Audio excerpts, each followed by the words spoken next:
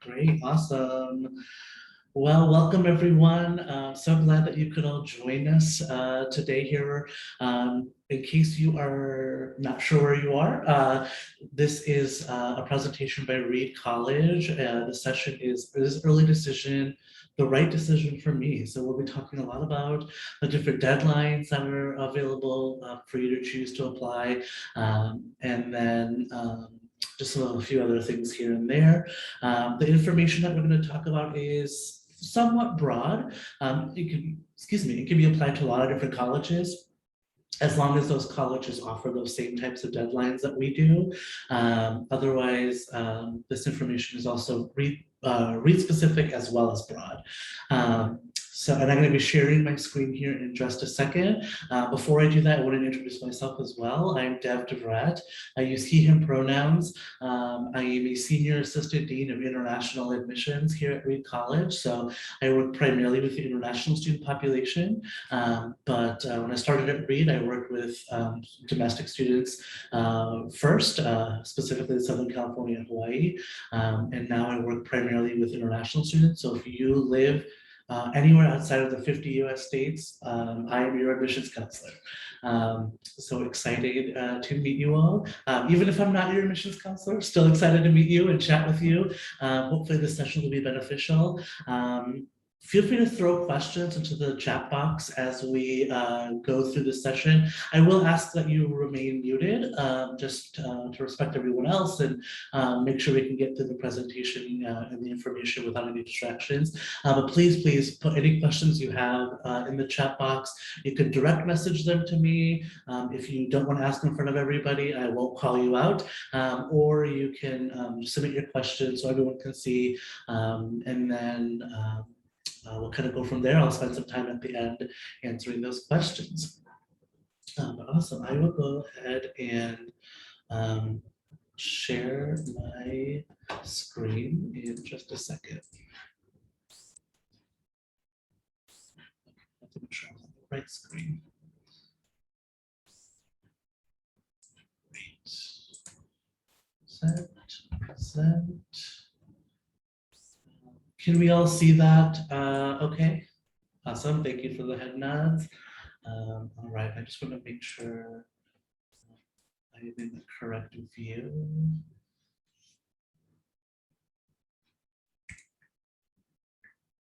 Cool. Okay, I think everything should be good to go. Awesome. Great. So let's get started. So what's the difference between all of these different things? You've probably heard of a variety of different types of applications. There's early action, early decision, regular decision. What are those deadlines? What do all those mean? That is what we're here to talk about. So early action, early decision, and regular decision, these are probably the three most common types that you'll see when you are looking at colleges. These dates and deadlines that you see here on this chart, this is Reed specific. Colleges sort of set their own deadlines for the most part, but the dates that you see here are pretty much in line with what you'll see at a lot of colleges, maybe a few days here and there. Typically you'll have a variety of deadlines to choose from when you're applying to colleges. So I'm going to work backwards.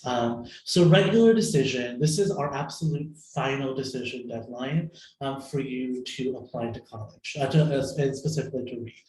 That decision deadline is January 15th.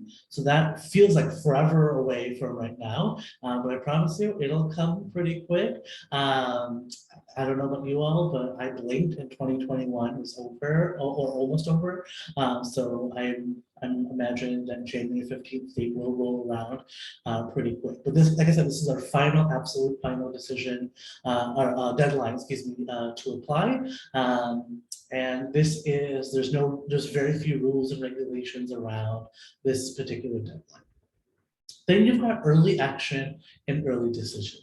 These are two decision deadlines that allow you to apply early and get an early response back. So you can see here on this chart, if you apply by regular decision, we'll get you a response by April 1st. Whereas if you apply early decision and early action, we get you those decisions back much sooner than that April 1st date. We recognize you're applying to us early, and so we want to reward that by getting you an early decision back. And we'll talk about why you would want to apply early in a second as well. The biggest difference between early decision and early action is that early decision, or ED is what we call it for short, is a binding agreement, whereas early action there is no binding agreement. So this means that you can only pick one school to apply as early decision. So what do I mean when I say binding agreement? Basically, it means that you are telling the college, there's an actual agreement that you will sign, and you were telling the college that if you admit me, I will 100% come to your school. This is my number one choice school. I will withdraw my applications from every other school, and I will come to your school if you admit me under early decision. So that's what ED is. That's why it's a binding agreement. It's binding that you will come here if we admit you under that decision. This, like I said, that means you can pick one college out of the thousands and thousands of colleges that exist in the world to apply as early decision. And you'll notice we actually have two early decision deadlines: early decision 1 and early decision 2. There's a reason that sometimes colleges will have two deadlines. So the first reason is maybe that November 15th deadline that was just too soon for you. You're like, school just started, I'm doing XYZ sport or activity. I just did not have the capacity to get everything together by that November 15th deadline. That's okay. We have a second backup deadline for you to choose from. We have that December 20th deadline that you can pick to apply under early decision. Another reason why you might choose early decision 2 is if you did not get into your early decision 1 school.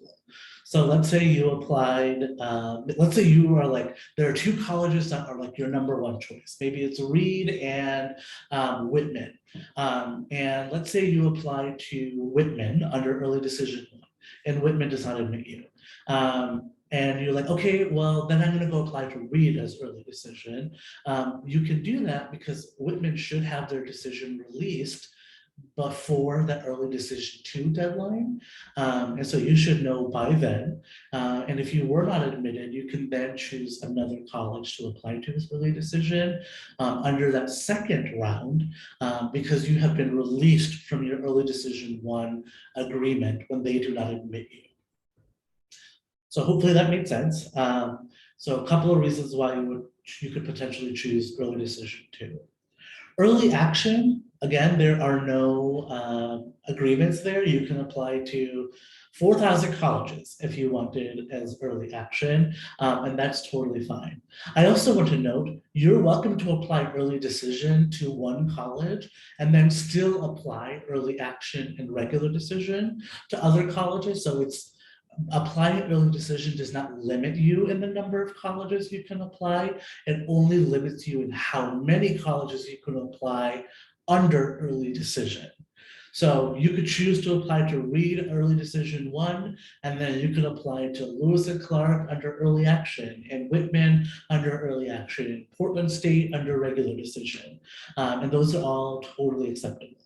However, again, going back to that agreement, if you do get admitted to Reed under early decision, you will then need to withdraw your application, regardless if a decision has been made or not, from these other colleges because Reed has admitted you under that ED agreement, which means you will come to Reed. That's why that reply date says within 2 weeks of admission or 10 days of receipt of financial aid. I'm just going to skip ahead really quick to make sure that's on the next slide.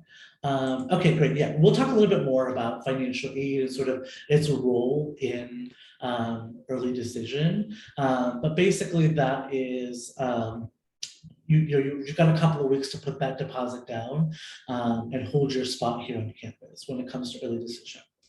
Early action, you got more time to make a decision. So we get you a decision by early February, and that gives you until May 1st to make a decision.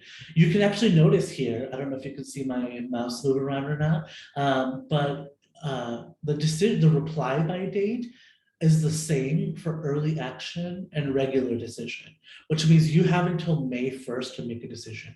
May 1st is what we call the National Decision Day. That's what almost every college in the country uses as their decision deadline.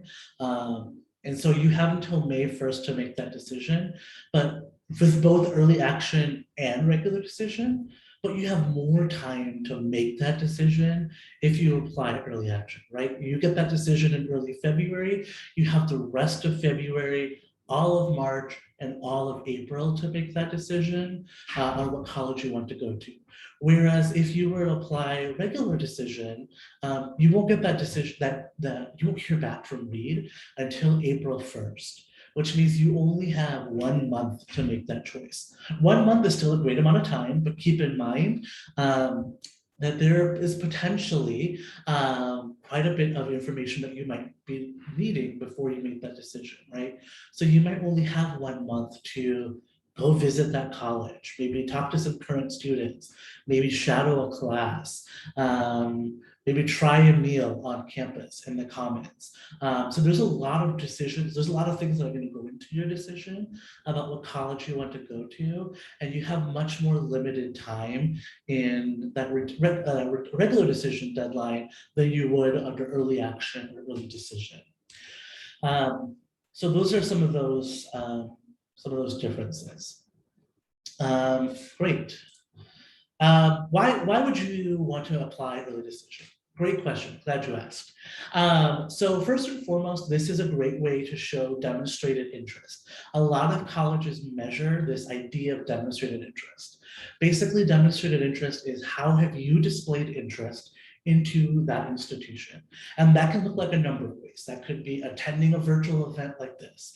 That could be physically visiting campus. That could be virtually visiting campus, or another one of our workshops. It could be emailing your admissions counselor, even if it's just to introduce yourself. It could be setting up a one-on-one meeting with a current student to answer your questions about student life at Reed. Applying early decision is the #1 way to show demonstrated interest into a college, because it's a big commitment that you're making when you are applying early decision. That agreement that I mentioned, you're signing that, your parent or guardian is signing that, and your guidance counselor is signing that. Those are 3 people that are signing that agreement, all saying that you've all had this conversation, you understand what ED is, and that the importance around it, and we want to honor that. That commitment that you're making. So that's a great way to show your demonstrated interest. It gives you more time to focus on your senior year. Once you know by November or December where you're going, that gives you the rest of the time to really enjoy your senior year and focus on those senior year activities like prom and those senior football games, if that's a big thing at your school, graduation, all those other senior traditions that just really makes up that senior experience. Remember, I think I mentioned this already, you can still apply to other colleges, even if you apply ED, you just have to apply as early action or regular decision to other colleges. Now, this housing choice priority is a Reed specific thing. So if you are admitted to Reed under early decision, we also give you priority in your residence hall selection. So when you do, you are, one of the things that Reed is you, first and second year students are required to live on campus. And so this gives you an opportunity to have your housing choice priority in that application process if you apply early decision. There's also higher admission rate in early decision. We recognize that's a big commitment that you're making. That's something that we take into consideration when we're making those admissions decision. Sometimes it can be that make or break thing as well. If we're on the fence about an applicant, the fact that they applied early decision is kind of what tips them over that fence of us admitting them, whereas we might not admit them in regular decision, for example, or even early action. So early decision is our highest, or has some of our higher admissions rates. As a matter of fact, early decision and early action combined make up about 2/3 of our incoming class. So that's a big chunk. By the time we get to our regular decision, we're having to be a little bit more selective when it comes to those decisions, especially if you need financial aid. We're a need-aware school, and so sometimes that can become a little bit more competitive by the time we get to regular decision. Speaking of financial aid, early decision financial aid is the same as early action and regular decision. We meet 100% demonstrated need for every single admitted student. So basically what that looks like, if you're a domestic student, you'll submit the FAFSA and the CSS profile. We do require both financial aid applications. If you are an international student, you will only submit the CSS profile. And then we calculate your expected family contribution, this is your EFC, basically how much can your family afford to pay for your education. And whatever that gap is between your expected family contribution and the full cost of attendance, Reed meets at 100%. And so that's what we mean when I say we meet full demonstrated need for every admitted student. So that's the same case for early action, early decision, and regular decision. I will tell you there is, and I already know a couple of, I haven't actually read all the questions yet, but I can already imagine the questions that are probably going to come up around financial aid with early decision.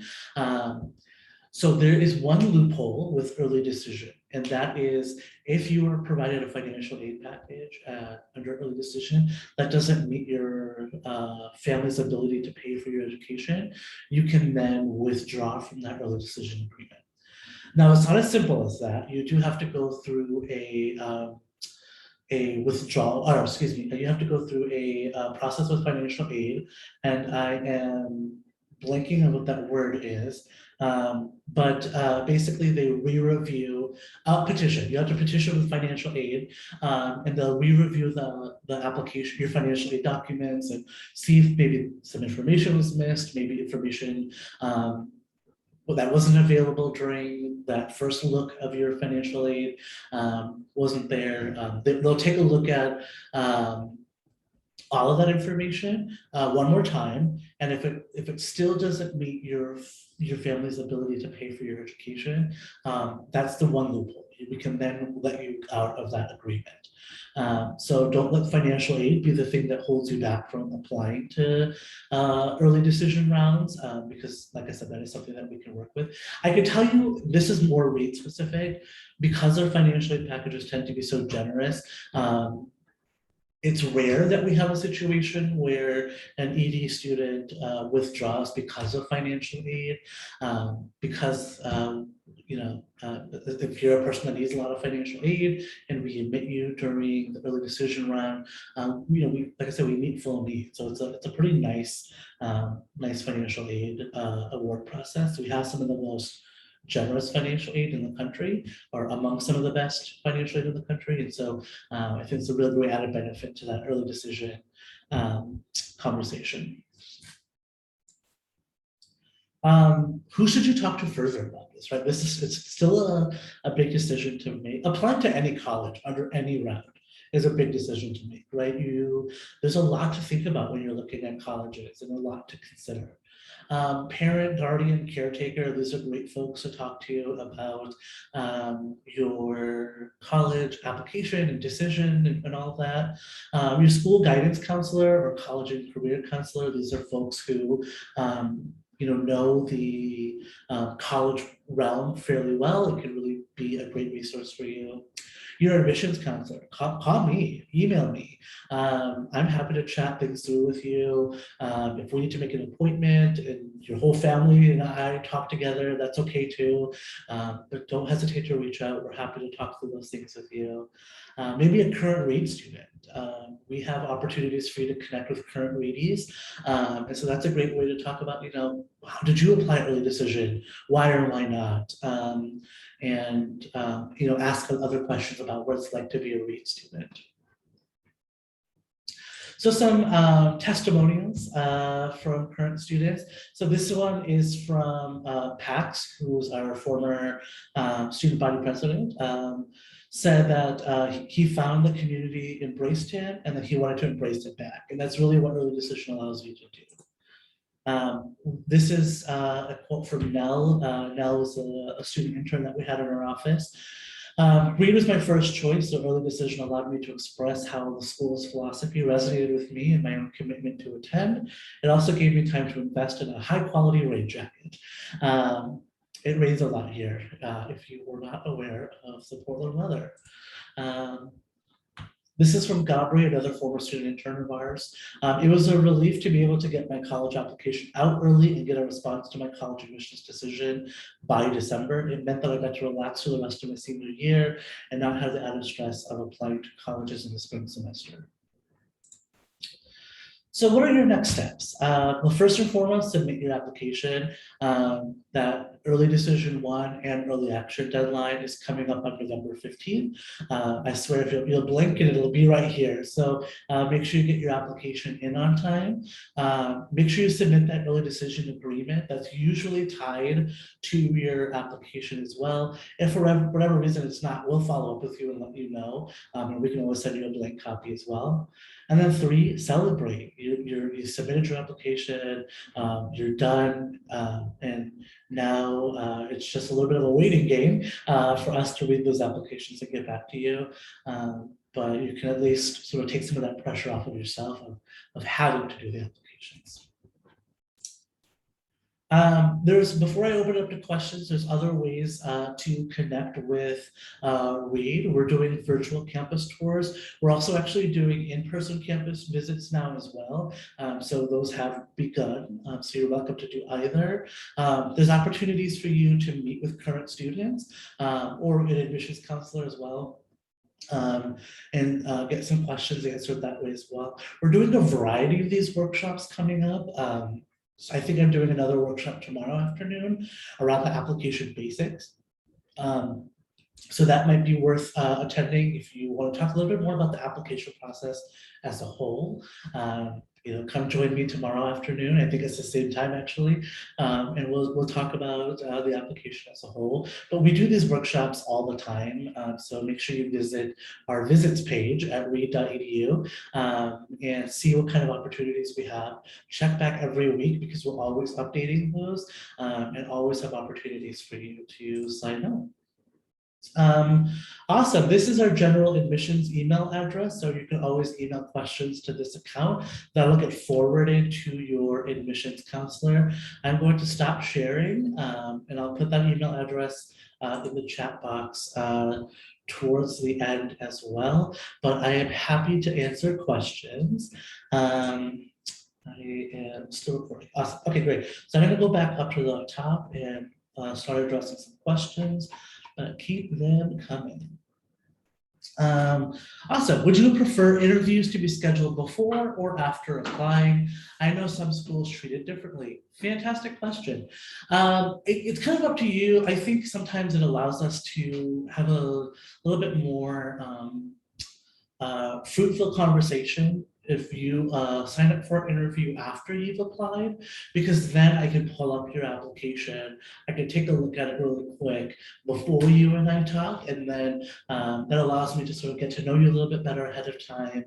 If there's some holes or something missing in your application, this allows me to be able to ask you right then and there and get some of that information. So I would say it's probably best to wait until after you've submitted your application, but we'll work with you on whichever route you apply, it'll still be a great conversation. Interviews are super conversational. Hopefully nothing too stressful for you. I promise you they're not like job interviews. It really is just to get to know you a little bit better, get to know your academics, your extracurriculars, what you're passionate about. We might throw in some fun questions like if you were a bird, which one would you be? And why? Or what's your favorite superpower? So those are, we might throw some fun questions in there as well, just to get to know you a little bit better. But they really are just meant to be conversational. If you are rejected early action, are you automatically deferred to regular decision round or not? That's a great question. If you are not admitted to read under early decision, you may get a letter that says we're going to move you to the regular decision round to see sort of how your applications stands for the rest of that pool. That's not necessarily a rejection, that's just a reevaluation at a later time. If we're not able to admit you at all, then we don't defer you to a different round. That decision is then final. That early decision to regular decision is the only move that we might make. Otherwise, it's either you're admitted, you're waitlisted, or you're denied. Is there a difference in rate or likelihood of acceptance between early decision 1 and 2? No, we treat them the same. Early decision 1 and early decision 2 are treated fairly similar in terms of acceptance. So I don't think that there's a separate rate. We just have fewer applicants that apply in early decision 2. I think usually most people that wanted to apply early decision will have gotten that done by ED1, but occasionally there's ED2 as an option, and that's a great catch-all date for students who maybe weren't able to get the application in by ED1. Will our chances of getting admitted be affected by, I think I just read that. Is it possible to apply both early decision or only one? It's only one at the same college. So you can apply early decision 1 and early decision 2. It's one or the other. But you could apply early decision 1 and then early action to another college, or regular decision to another college. We just need one application from you. You don't need to reapply in the same year, multiple rounds. The information is going to be the same. We'll have it all in our system. So no need to resubmit. Just the one application per school cycle is enough. What if I don't get enough scholarships and grants and I can't afford to attend? Will I still be bound into one college? Great question. So that's that loophole we were talking about. So Reed actually doesn't even do scholarships. We don't do merit aid. It is all it's mostly grant based. There might be a little bit of student loan in there. There might be a little bit of work study or some combination of the three. But if all of that doesn't work for you, that's where you can work with financial aid to go through the appeal process and reevaluate and then withdraw that early decision agreement if need be. Whoops. Office lights are, okay. I don't know, sensor and can't always see me. So some more financial aid questions. If I need great financial aid, do you recommend applying ED? I definitely do. I think if you do need financial aid, it's always better to apply sooner. We have a little bit more budget to play with and can make some of those decisions a little bit easier in those early rounds. By the time we get to a regular decision, our budgets are a little bit more limited, so we have to be a little bit more selective when it comes to those decisions. Are you able to pull out the agreement if financially doesn't work? Yep, the answer is yes. What if the college I'm applying to runs out of grants in ED1 and ED2? Will it affect my admissions to apply at RD? I've never heard of us being in a position where we run out of grant dollars by ED1 or ED2 or early action. That would be a first. I would say overall, if you are if you're the person that potentially will be needing a lot of financial aid, which is totally fine. I had a 0 EFC when I was in college. I could not have, like, I literally could not afford to pay for school. And so financial aid was something that was really important to me as well. If that's you, if you're on that boat, I would always suggest applying early. That's not just a rate thing. That's my suggestion to you for any college that you're applying to is apply sooner. How is expected family contribution decided with multiple children in college? That's a fantastic question. That might be a question that we want to talk to financial aid about. I'm not quite sure about some of those situational differences and what that looks like. But the financial aid office, they do this stuff in their sleep. I would say that's a great question for us to ask them. And I'll put their contact information in the chat box here at the end. Reed does not offer merit scholarships. I'm not quite sure what percentage of applicants apply early decision. I probably should know that information, but I don't. I will say it's, like I said earlier, about 2/3 of our admissions decisions are made in those early rounds. So if that sort of helps you think about that in the bigger scope, bigger picture.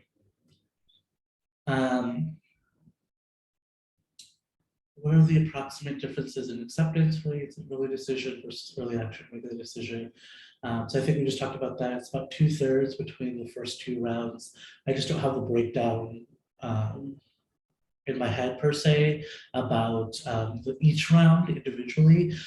If that's something that you truly would like to know, make sure you send us an email. We can look that information up. I just have to dig through reports to sort of get that data. I just don't know off the top of my head. I'm sorry. If we're turned down for early decision, does that lower one's chance for regular decision? Maybe our chances are best to go for regular admissions. That's a great question. So if you are not admitted at all under early decision, then that decision is final. You wouldn't be admitted under regular decision either. However, if you are your application is postponed to regular decision, that doesn't lower your chance. We still take into consideration that at one point you did apply early decision and it was our decision to postpone you to regular decision. So that's not going to go necessarily against you. And it still meets that demonstrated interest and it still meets a lot of those other requirements. It's just that we need to see your application for whatever reason, up against the rest of the pool.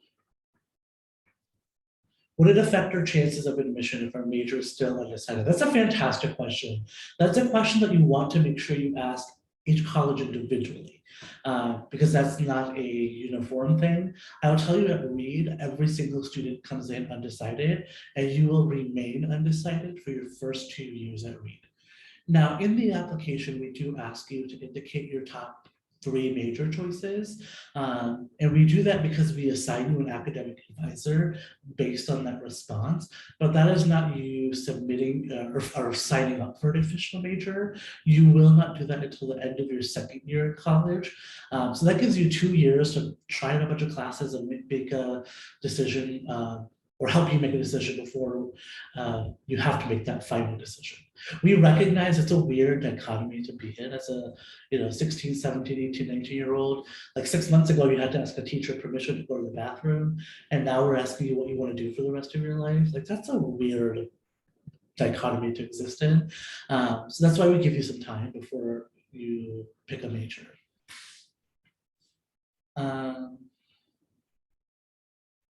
But to answer your question, being completely undecided does not impact your admissions decision, your financial aid decision, or anything like that here at Reed.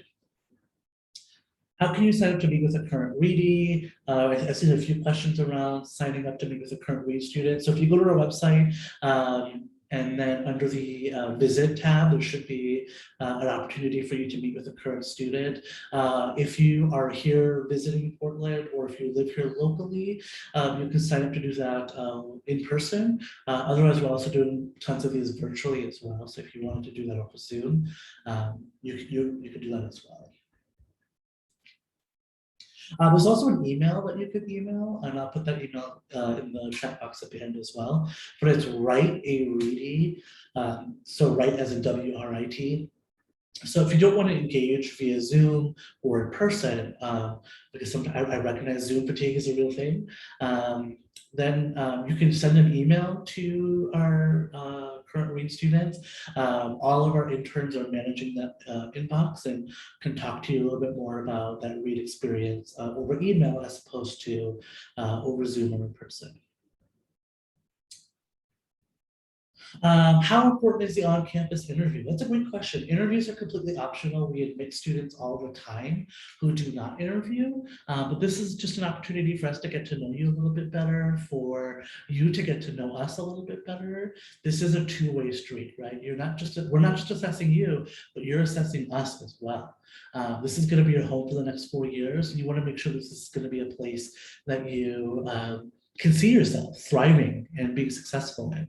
And so the interviews are not required, they're not mandatory. They're just really helpful for us to put a face to the application, for us to get to know you a little bit better.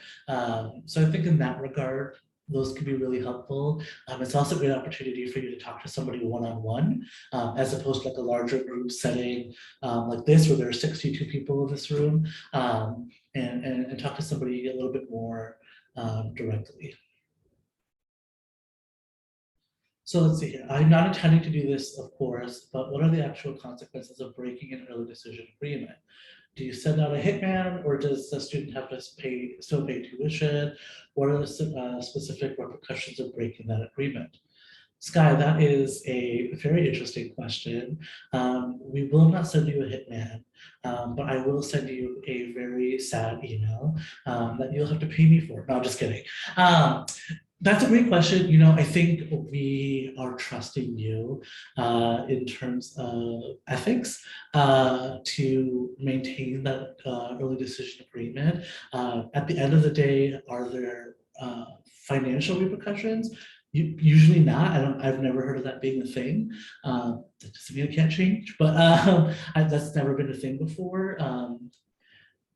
It is an ethical thing though, right? Like, we are trusting you to be ethical and stick to your word. And, you know, if we admit you under the early decision round, that means there's probably someone that we most likely didn't admit. So that would be kind of unfair to another person in that regard as well. And so I just would caution you to think about that as and again, you said this is not something that you plan to do, so I don't think anyone expects anyone to do that, but that's a good message all around. Is asking for financial aid as an international student affect the decision and application? So I like to think of the application as a puzzle. And if you've been to literally any of my other virtual sessions, I bring this up every single time, so bear with me. But this puzzle analogy I thought of one time while I couldn't sleep, and I've stuck with it ever since. But basically what it is we look at the application process like a puzzle. Each of these components of the application is just a single puzzle piece. Your financial aid status is a single puzzle piece. Your letters of recommendations are a single puzzle piece. Your grades are a single puzzle piece. Your activities list is a single puzzle piece. Your essays are a single puzzle piece. These puzzle pieces, these individual pieces, do not define you as a whole person. Your grades do not define you. Your letters of recommendations do not define you as a person. These are all just individual puzzle pieces that you are giving to me. My job as an admissions counselor is to put this puzzle together to see what is that whole picture. And that's what I'm trying to understand.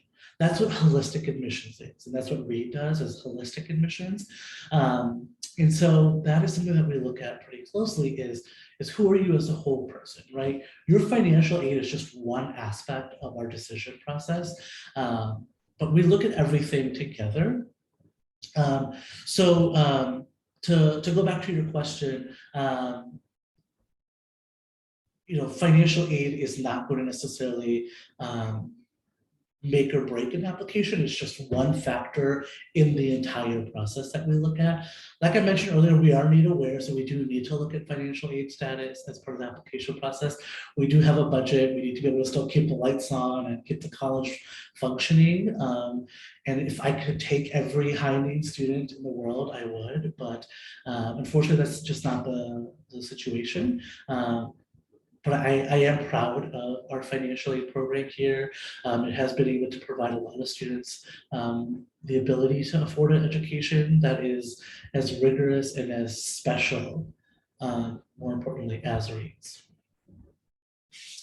How do I schedule an in-person interview? You should still be able to do that, that visit option. If you can't find it, shoot us an email and we'll just send you the link directly. But if you go to the visit page on our website, there should be an option for on-campus visits as well as virtual visits. I think we have them separated so as not to mix them up.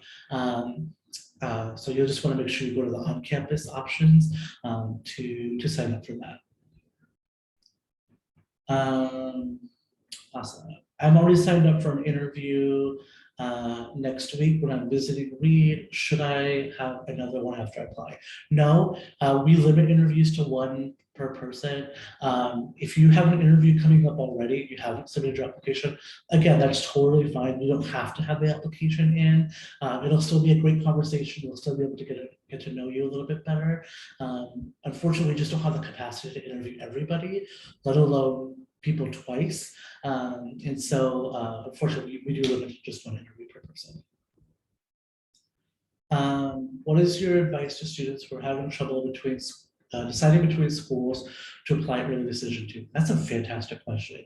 I think this may or may not be helpful to you, and I apologize if it's not. And this question might be better answered one-on-one because I think we can then have a little bit more of an in-depth conversation. But I'm very much a list maker. And so when I was looking at colleges, I did the same thing when I was looking at colleges to attend. I did the same thing when I was looking at cars to buy. When I interviewed for my Reed position here 2 years ago, I was interviewing for another college here in Portland, and I did the same thing with these different opportunities that I had presented. And what I do is I make a list of all these things that are important to me, and then do these things offer it. So does Reed offer these things to me as an employer? Did the college I went to, or the colleges I was looking at, did they offer the things I was looking for out of the school? When I was car shopping, what features are important to me? And then go back and look at which colleges offer them. So sometimes it helps just to think about what is it that you want without thinking about the school itself, right? Take away the context of the school and think about what is it that you want. And if you don't know what you want, that's information, that's data in and of itself, right? Because then that gives you a starting point. I don't know if I want a big class or a small class. Great, maybe you go meet with a current Reed student and ask them about their experience in the small classes. And maybe you reach out to a bigger state school that has these giant classes and ask them, what was your experience like in those bigger classes? So it does require some research on your part. It requires a lot of like soul searching and thinking about what is it that you're truly looking for. I trust that there are a lot of resources out there to help you. And worst case scenario, reach out to your admissions counselor or your guidance counselor, and we'll try to help you do that.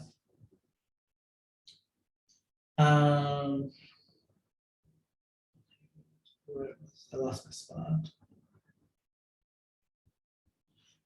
How close is the online NPC to Reed's financial package? So NPC, I'm assuming, is a net price calculator to Reed's financial package. If you don't offer merit aid, what other options are available? That's a great question. I don't know what the level of closeness is from the net price calculator to the exact financial aid number. They're fairly close.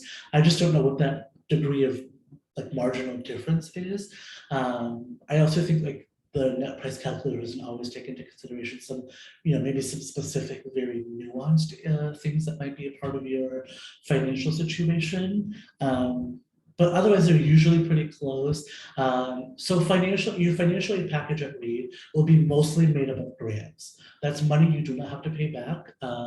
That's very similar to a scholarship, but just a different method in which you are being awarded.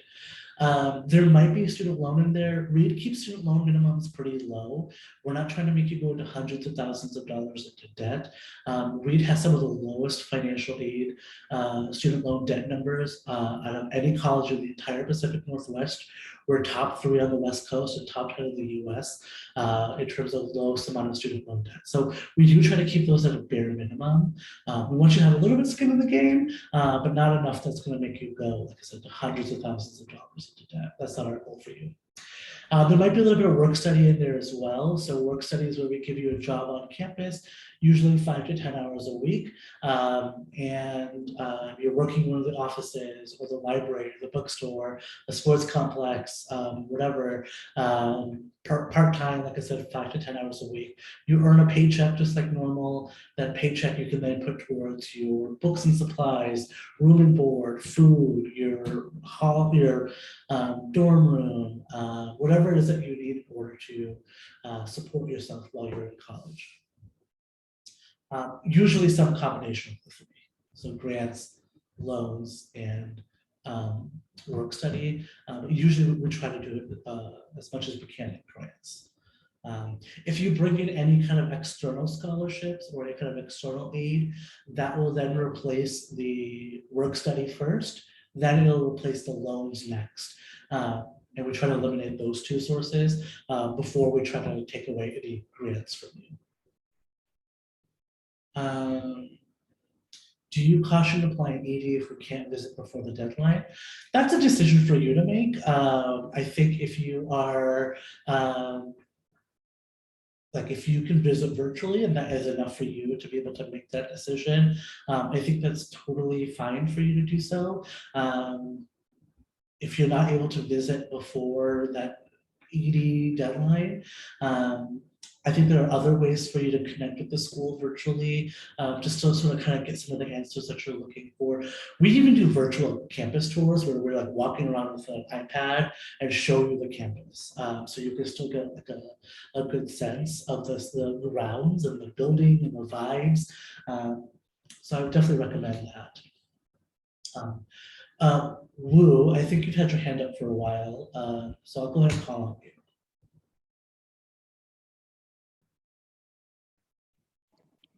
Yeah, thank you for having me.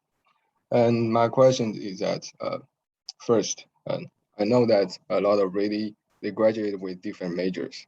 So if I express my majors in my essay or somewhere in my application process, will it influence my admission rate? That's a good question. Yeah, your major choice has no impact on the admissions decision. Like I mentioned earlier, like every student is going to come in officially undecided. We do ask you to indicate what majors you might be interested in, but even then, that's not going to impact your admissions decision. So at no point have we, unless like every single student that applied suddenly wanted to do biology, and we have literally no other majors, I can't imagine a situation where you would have to start getting selective based on people's major. That's something that we have not had to do in the past. Anything's possible, but what I could tell you from previous years, that has not been too big of an issue for us. Yeah, thank you. And I have another question, last one, that I know that everyone here must be interested in that the senior thesis that Reed have provide this opportunity for us. And my point is that I actually have my own interest. I wanted to establish a philosophy of educations in newly changed world, because we know that there are so many technologies going to happen, revolutionize the world. And I think education system is so important, and I want to establish a philosophy of educations. So could I just have my thesis write about my project instead of the thesis that provided by the philosophy department? Yeah, your thesis project here at Reed is very autonomous. You can do your thesis on whatever it is that you would like to do it on within your major. If it's so, if you are a philosophy major, your philosophy thesis your senior year will be something that you'll work with a thesis advisor to determine. But there's a lot of autonomy in that project. It will give you a lot of flexibility to really expand on whatever it is that you're most interested in. Yeah, sure. Thank you. Yeah, thank you. Those are great questions. Also, looks like we still have about 7 more minutes, so I'll keep going on with questions. What I'm going to do, just in case, right now before I forget, is put in all the contact information. So this first one is admission@reed.edu. So that's our general admissions account. So that's a great place to ask your general questions, and I'll get forwarded to your admissions counselor to respond to. This is our financial aid email address. So I know some of you had some specific questions about financial aid. And then this last one, right, read here. This is how you can get a hold of a current Reed student via email. So that's a great way to connect with a student and hear about what that experience is like from them. And then this is my email address. So if you'd like to reach out to me directly, always welcome to reach out. Again, even if I'm not your admissions counselor, I'll do my best to help you out. Awesome, we've got about 5 minutes left, so I will try to squeeze in as many questions as I can. If I'm not able to get to your question, please email me your question or email the admissions account your question, and somebody will get back to you and respond. You're always welcome to reach out to us. Okay, am I able to submit mid-year reports with early decision too? If they're available, absolutely. I don't know that a lot of schools will have mid-year reports available by the time you're applying, and we often will have already made that decision before the mid-year. Records are available, but if they're available, I know some countries are off on a different timeline than the US. So if they're available, you're welcome to send those things. If you're postponed to a regular decision, is it possible to update our application? Yeah, if you want to send in like supplemental materials, you're welcome to do that in order to support your application further. I believe that's possible. In general, you're always welcome to submit supplemental materials. We would like to have the most complete application possible when you apply that first time. And so we have a list of required things that we're looking for, but then you're welcome to submit additional, right? So I've seen students submit extra essays. I've seen students submit extra letters of recommendation letters. I've seen students submit like portfolios or samples of music or YouTube clips of their dance performances or whatever it might look like. These are always really cool for us to see. So you're always welcome to submit all those extra stuff. Those make our day, but we like to see some of that stuff. And but by no means is it necessary or required. How many students transfer to the engineering schools that we work with? That's a great question. The engineering is a 3-2 program, so it's 3 years at Reed, 2 years at whatever our partner institutions. I'm not sure about the rate in which students end up going into that program. I'll be honest, it's a little bit on the lower end. It's a pretty rare, I think maybe we have 1 student a year or every other year that does it. What we end up noticing is a lot of students, once you've spent 3 years at Reed, it's sort of hard to wrap your mind around having to leave Reed, spend 2 more years at a whole new school, and not really get to celebrate that final 4th year on campus with all of your friends. And so a lot of students come in with the intention of doing the 3-2 program and then end up pivoting, just finishing their time here at Reed, and don't end up doing the 3-2 program. And that's okay too. But if you want to talk more about the engineering program, feel free to reach out and we can definitely chat further. Do you have to wait the full 2 years to pick a major, or can you pick one before that? You do have to wait full 2 years. You can start taking some of those major specific classes before you declare a major, but you will not be able to declare that official major until the end of your second year. Can you repeat the email? So just put the email in the chat box. I don't have those admission rates. How different is, oh, that's a good question. How different is the profile of students who are accepted ED versus RD academically? It's a really good question. So I would say they're not too different. We do see some stronger applications in the earlier rounds. And I think that kind of contributes a little bit to why we have those higher acceptance rates in our first 2 rounds as well. But I think it's for the most part, there is some equality in terms of level of academic performance between all the levels. We get strong students in early decision, we get strong students in early action, and we get strong students in regular decision. I don't think it's like we see more of it in one round, in one deadline to a heavier extent than some of the other rounds. So I think maybe a smidge, a little bit stronger in some of the earlier rounds, but it's not that big of a difference. Awesome. So we are basically at time. I apologize for not getting to everybody. I think I got a lot, almost all of the questions. Oh, you know what? I am going to answer this one.